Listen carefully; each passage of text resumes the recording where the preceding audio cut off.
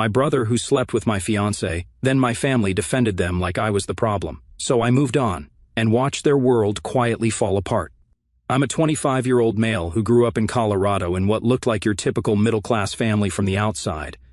But man, the dynamics in that house were something else. My brother Mike, a 24-year-old male, was mom's golden child since basically forever. You know those kids who can literally mess up the carpet and their mom would find a way to praise them for their creativity? That was Mike. While I was busting my ass working construction with my uncle during summers, starting at 16 by the way, Mike got to focus on his artistic side, which basically meant smoking weed in the basement and trying to become a YouTuber. Mom always had these perfectly crafted excuses ready. He's just finding himself, or he's sensitive. He needs time to figure things out. Meanwhile, if I came home tired from a 12-hour shift and didn't immediately jump up to help with dishes, I was becoming lazy and needed to learn responsibility. Don't get me wrong, I was still your typical suburban kid in most ways. I played football in high school and made it to the state finals my senior year. We would have won too if our quarterback hadn't messed up his ankle in the third quarter. I spent weekends working on cars with my dad in the garage, probably the only time I got to escape mom's constant comparisons between me and Mike. My sister Emma, a 22-year-old female, was the smart one, always with her nose in a book. She was dad's favorite, but not in a weird way. It was more like they just understood each other better. She'd help him with crossword puzzles while I worked on cars with him. It was a good balance, you know. College was where I really started to pull ahead of Mike, though mom would never admit it. I busted my ass through civil engineering at Colorado State, working construction on weekends to avoid student loans. Meanwhile, Mike dropped out of community college after 2 semesters because the system was too restrictive for his creative spirit or whatever excuse mom bought that week. But I was making it work, got decent grades, had good friends, and even landed a solid job at one of the bigger commercial construction companies right after graduation. The pay wasn't amazing at first, but I was making good money for my age, especially in Colorado. Plus, I got to work on actual buildings instead of being stuck behind a desk all day. That's where I met Rachel. She was doing her student teaching at the elementary school next to one of our job sites. I used to see her during lunch breaks, sitting outside with her kids during recess. One day, some kid's ball rolled over to our site, and I brought it back. We got talking. And man, I really thought she was different, you know? She was studying to be a teacher, loved kids, came from a good family. Basically everything I thought I wanted. Mom absolutely loved her from day one, which should have been my first red flag looking back. She was always inviting her over for family dinners, even when I was working late at the site. She and Mike would spend hours talking about movies and music while I was busting my ass trying to build us a future. "It's so nice that you and Mike get along so well," Mom would say, beaming like she'd personally arranged it or something. After 3 years together, I proposed last December. I had it all planned out, took her to this spot up in the mountains where we had our first real date, got down on one knee in the snow, the whole 9 yards. She said yes, and I really thought I had it all figured out. We even put a down payment on this nice little house near my parents' place. Rachel talked about wanting at least 3 kids, said she wanted to raise them close to family. "Your mom's going to be such an amazing grandmother," she used to say. Damn, the signs were all there, weren't they? Looking back now, I can see all the red flags I missed. How she'd always find excuses to hang out at my parents' place when I was working weekends. How she and Mike had all these inside jokes I wasn't part of. How mom would sometimes make these weird comments about how alike they were, or how they just get each other on a different level. But you know how it is. You never want to believe the people closest to you could betray you like that. I remember this one time, about a month before everything went to hell. We were all having dinner at my parents' place. Rachel was telling this story about something that happened at school, and Mike finished her sentence perfectly. They both laughed like it was the most natural thing in the world, while Mom sat there with this weird, satisfied smile on her face. Dad and Emma exchanged this look across the table, but I was too busy thinking about work to notice what it meant. God, I was so blind. Now, here's where everything goes to hell. It was a Tuesday in April. I remember that specifically because we were supposed to pour concrete for this new office building's foundation. But the supplier messed up the delivery schedule. My foreman told me to take the afternoon off since we couldn't do anything until the next day. Normally, I would have stayed and caught up on paperwork, but I thought, hey, maybe I'll surprise Rachel for lunch. She was always saying how I worked too much. I drove home around 1 p.m. and saw Mike's beat-up Jeep in our driveway, that piece of crap car that Mom and Dad bought him for his 21st birthday, even though he'd already totaled 2 other vehicles.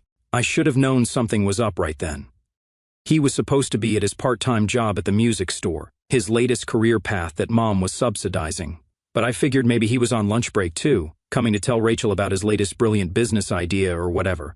The front door was unlocked. I could hear music coming from upstairs, All of Me by John Legend, Rachel and I's engagement song.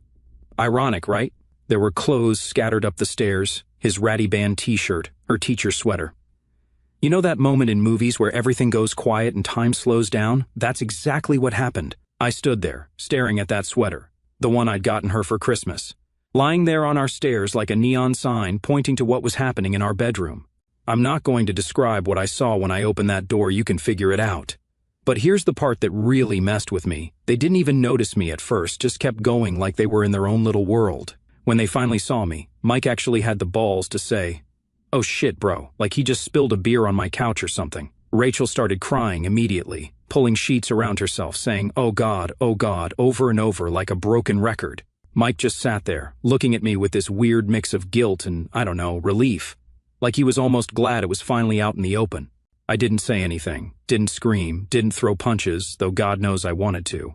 I just turned around, walked downstairs, and sat in my truck for about an hour. They both came out eventually, Mike practically running to his Jeep, Rachel standing on our front porch in her robe, mascara running down her face. I waited until Mike left, then went back inside. How long? That's all I asked. She tried to dodge the question at first, talking about how things just happened, and how she never meant to hurt me. But I just kept asking, how long? Finally, she broke. 2 years. 2 fucking years, since right after I started taking weekend shifts to save for her ring. All those Saturdays I spent working overtime, thinking I was building our future, she was with him. Every time she said she had to grade papers or work on lesson plans, she was with him. When she went to my parents' house to help Mom with gardening, yeah, you guessed it. The worst part? She actually tried to explain herself. She sat there on our couch, the couch I'd spent 3 paychecks on because she said it would be perfect for our future family, and told me how she developed feelings for Mike over time, how they had this deep connection through music and art that she and I never had, how she still loved me but was in love with him. I told her she had until the end of the day to get her stuff and get out. She started crying again, saying she needed more time, that we should talk about this. I just walked out, drove to Home Depot and bought new locks. By the time I got back, she was gone, but she'd left a note. I still have it somewhere. 5 pages of handwritten bullshit about how sorry she was, how she never planned for this to happen, how Mike made her feel understood in a way I never did. I called my boss, told him I needed a few days off, and spent the next 48 hours changing every password I had, bank accounts, social media, everything. I blocked both their numbers. The only reason I even knew what happened next is because Emma told me later. Apparently, Rachel went straight to my parents' house, found Mom in the garden, of course, and broke down crying, confessing everything. And what does my mother do? Hugs her, tells her everything happens for a reason, and that maybe this is for the best. She even made her stay for dinner. My mother made my fiancé dinner the same day she caught her cheating with my brother. Mike showed up too, probably after Rachel called him. He had this whole speech ready about how they didn't choose this, how love just happens, how they wanted to tell me but didn't know how. Mom sat there, nodding along like this was some Hallmark movie about star-crossed lovers. Dad just stared at his plate, while Emma stormed out. Rachel moved in with her parents initially, but within a week she was spending every night at my parents' house in my old room with my brother. And Mom was just okay with it, actually seemed happy about it. I later found out she'd been encouraging them, telling Mike how Rachel was more his type and telling Rachel how alike they were. The next few days are kind of a blur. I remember Emma coming over with pizza, sitting with me while I alternated between rage and just emptiness. She told me Mom was already talking about when things settle down and how we'll all laugh about this someday. Yeah, right. That weekend I got an email from Rachel asking to talk about splitting up our shared stuff. I told her to take whatever she wanted. I didn't want anything that reminded me of her anyway. She took most of the furniture, including that damn couch, and left me with an empty apartment and an engagement ring I'm still paying off. So, after the initial discovery and Rachel moving out, that's when the real mind game started.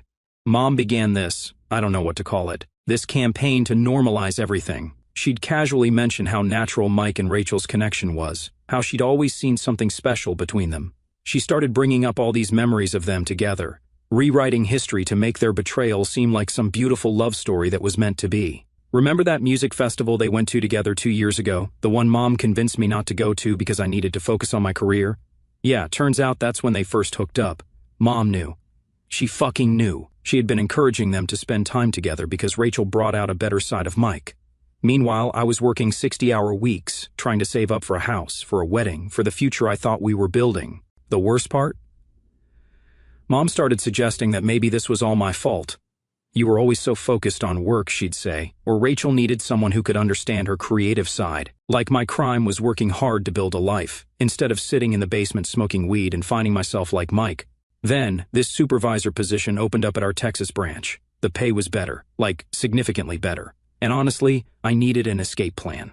The day I heard about it, I just found out Mom had helped Rachel move some of her stuff into Mike's room, my old room. The room where I'd spent countless nights studying while Mike was out partying. The room where I'd planned my whole future with Rachel. And now they were sleeping in there together, with Mom's blessing. I didn't tell anyone about the job offer at first, kept it to myself, while I watched my family bend over backwards to accommodate the people who'd betrayed me. Emma was the only one who seemed to see how messed up it all was, but even she was starting to crack under Mom's pressure. Maybe we should try to understand their side, she said one day, not meeting my eyes. That's when I knew I had to get out. But before I could tell anyone about moving, Thanksgiving happened. Oh boy, did it fucking happen.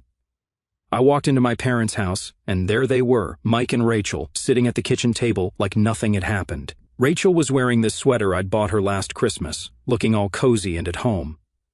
Mike had his arm around her chair, and Mom was beaming at them like they were the royal couple. The moment I walked in, everyone went quiet. You know, that silence that's so thick you could cut it with a knife? Yeah, that.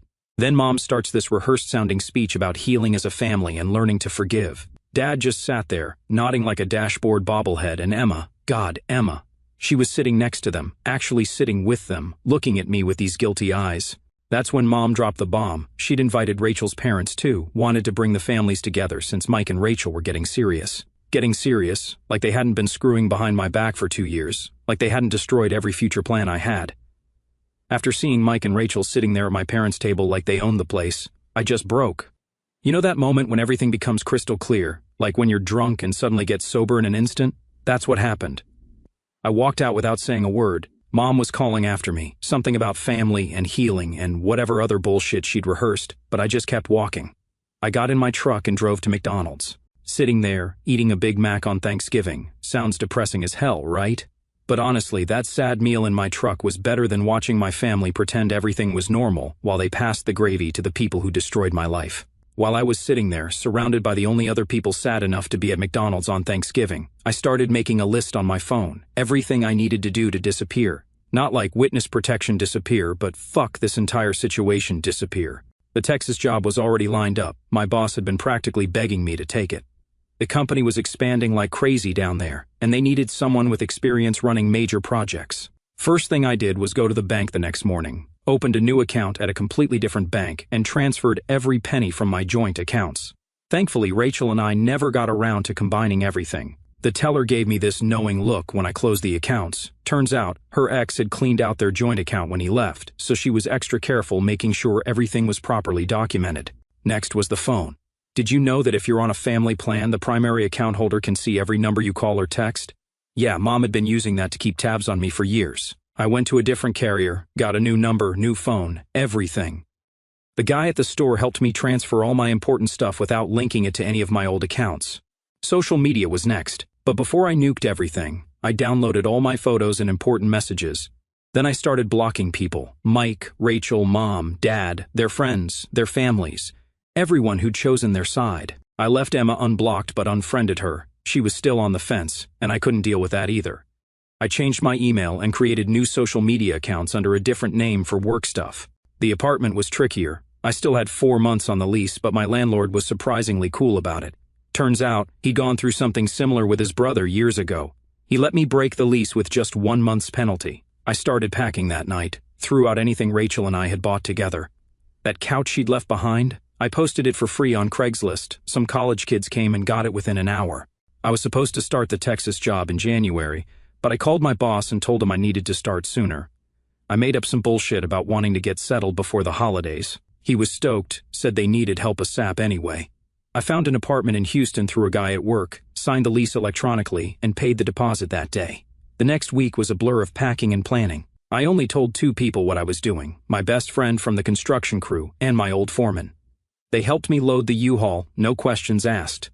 My foreman even gave me a heads up that Mom had been calling the office looking for me. The fucking irony. While I was packing, Mom kept trying to arrange this big family meeting to work things out. She kept leaving these voicemails about how we needed to heal together, and how running away from problems doesn't solve them. Rich, coming from the woman who'd been running from reality for years, pretending her precious golden child could do no wrong. The day I left, December 15th, was cold as hell, like frost on the windows, breath freezing cold. It felt appropriate somehow. I got up at 4 a.m., loaded the last few boxes, and hit the road before the sun was up. I didn't leave a note, didn't tell anyone goodbye, just got in my truck with the U-Haul hitched to the back and started driving south. Mom must have noticed something was up pretty quick because, by the time I hit Kansas, my phone was blowing up with messages from random relatives. Apparently, she'd gone to my apartment, found it empty, and started calling everyone she could think of, crying about how I'd abandoned the family and how she was worried sick. I just kept driving. Somewhere in Oklahoma, I got a friend request on Instagram from an account I didn't recognize. It was Mom, trying to be sneaky. Her message was a piece of work. Why would you move without telling us? We're your family. We miss you and need you home for the holidays. We can work through this together.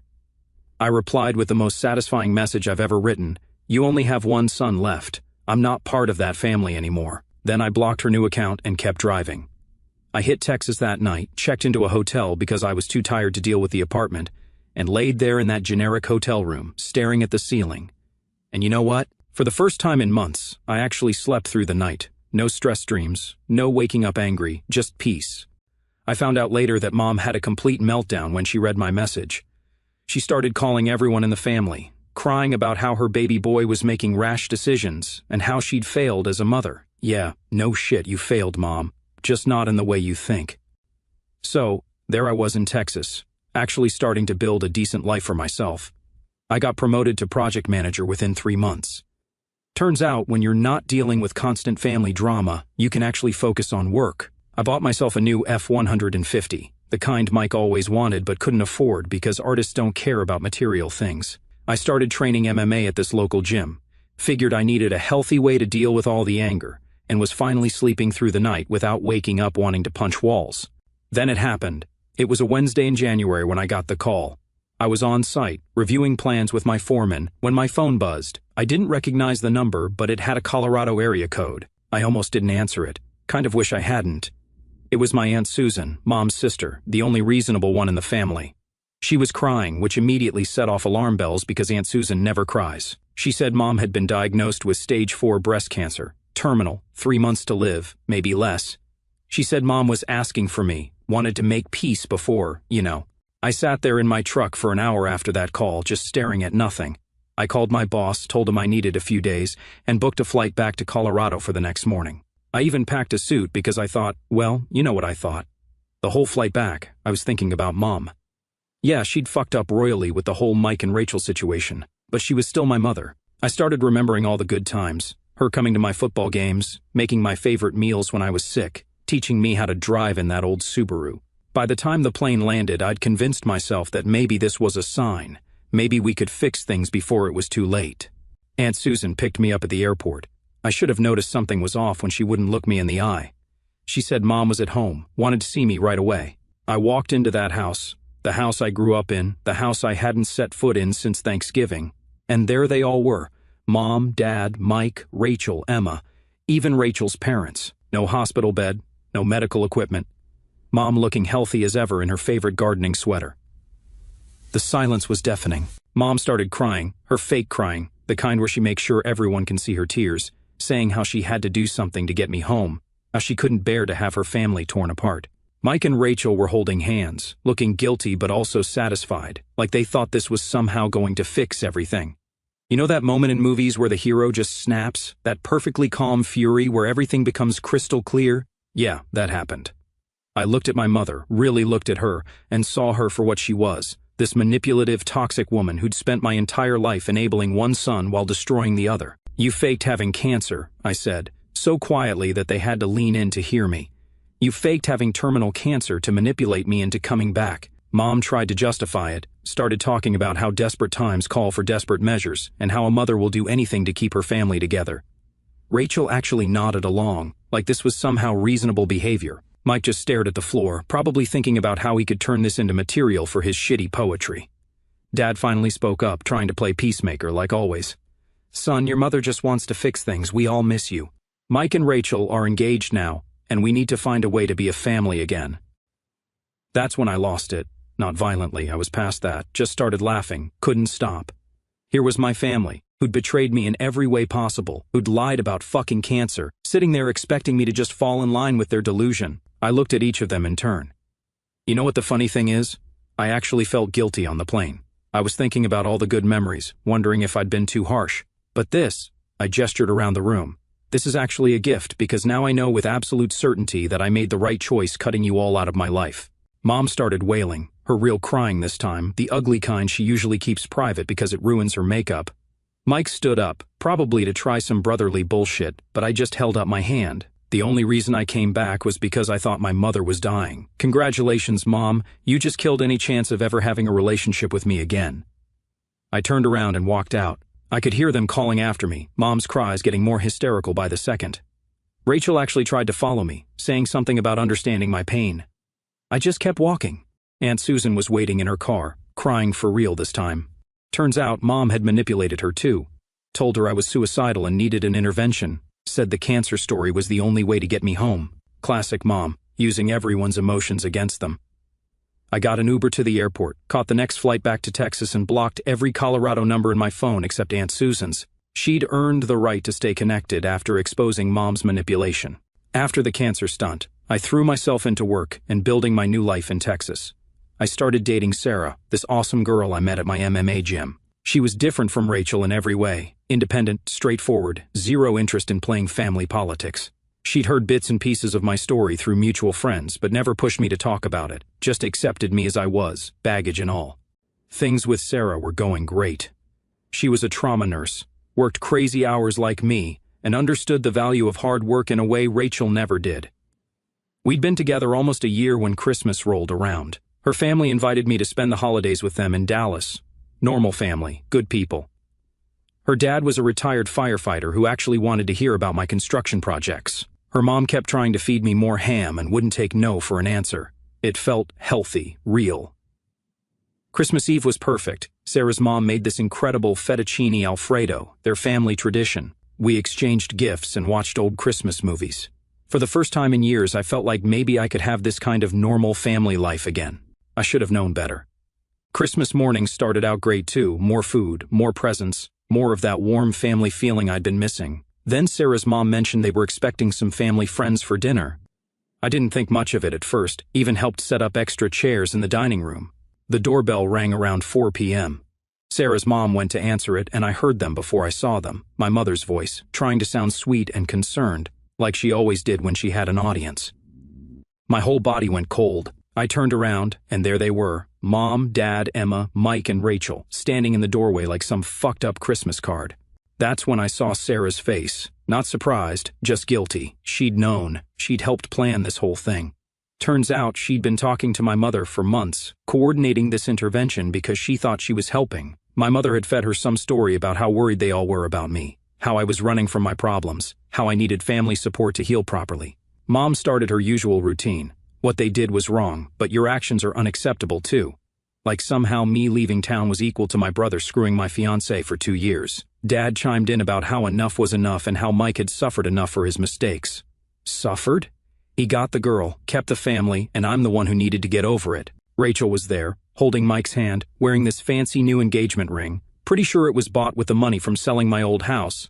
The one Mom had convinced them to invest in as a couple after I left. She tried to speak, probably to share some profound insight about how love works in mysterious ways or whatever bullshit they'd rehearsed.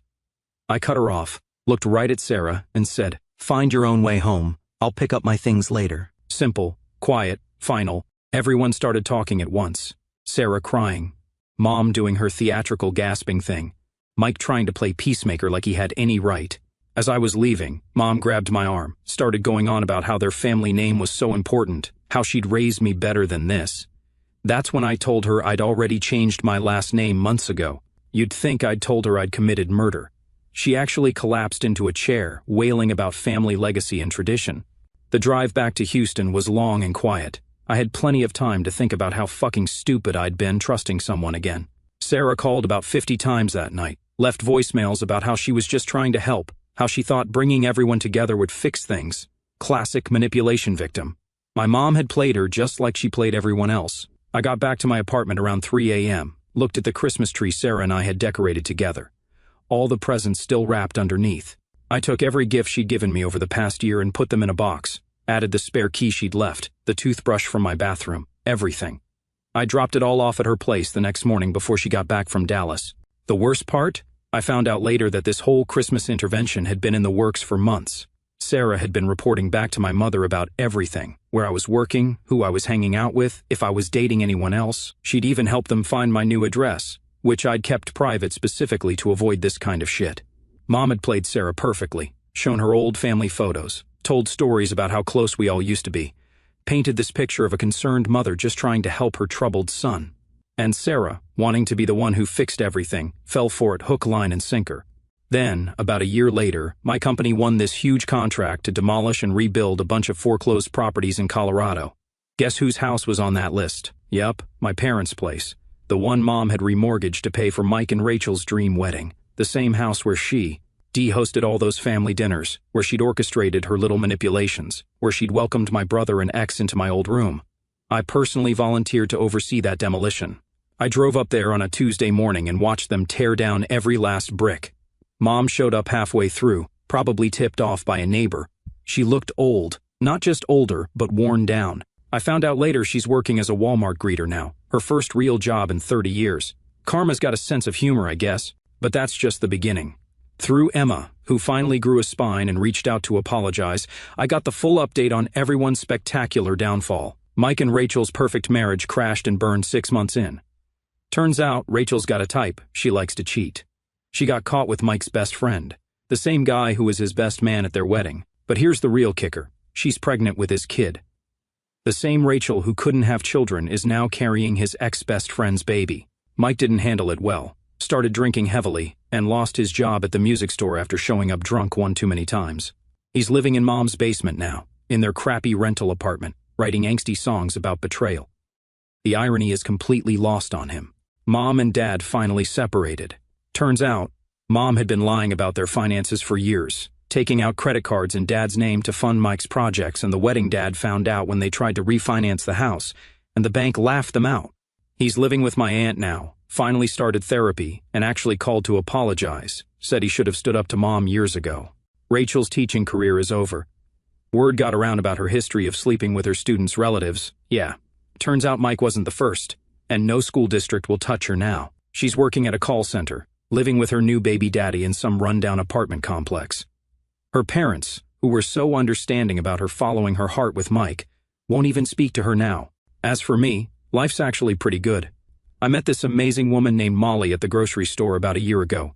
She's nothing like Rachel or Sarah, direct, honest, and actually has a moral compass. We moved in together 6 months ago, and she's pregnant with our first kid. When she found out, she made it clear she didn't want any contact with my family, even blocked them all on social media before I could ask. Mom somehow found out about the baby, small-town gossip never dies, and sent me a box of my old baby things with this long letter about family legacy and second chances. The baby stuff was mine, so I kept it, but the letter went straight in the trash. She even tried creating new social media accounts to reach me, posting about how much she misses her firstborn and how a child needs their grandmother.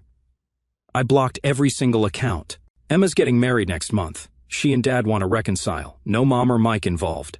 They said they've both been in therapy, working through their roles in everything that happened. Emma admitted she was too weak to stand up to Mom back then, and Dad acknowledged how his passivity enabled everything.